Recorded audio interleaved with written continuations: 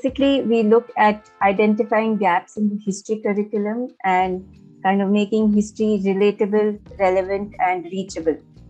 And the connection between arts education and what we do is building different perspectives, and how through that we kind of also look at discovering new cultures and perceptions.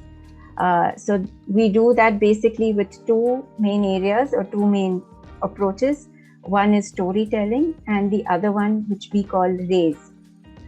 So we take an international or a national event and give it a local context. So it's made relatable, reachable, and relevant to the school students. So RAISE is basically RAISSE, which is making the history relevant. Accessibility was one of the key issues.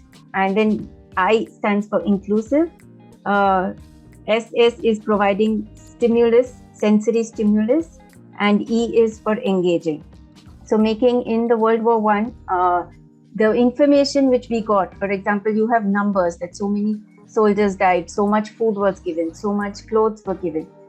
Those are just numbers. How do you make a past event 100 years ago relatable to now? So what we do in our modules is make it relatable to them. They themselves are co-curators with us in the exhibitions which we create.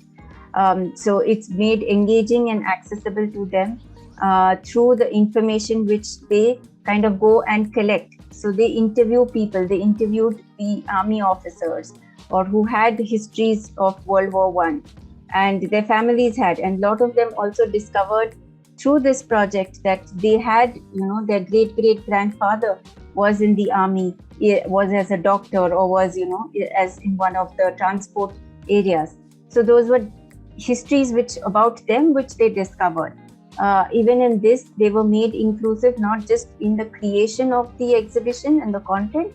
They become included, engaged with the setting up and the installation of the exhibition. And also they become guides as peers for their peers. So that's how a lot of learning happens. And lastly, it's made very sensorial.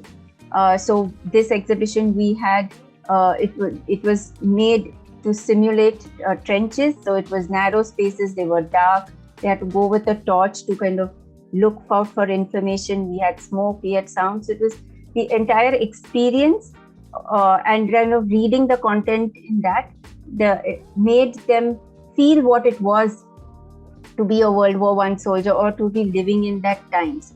So at the end, a lot of them came out with that, that ma'am, we really didn't know the extent of war. We just had read it, okay, to so many people, so many numbers, but you actually made us experience that.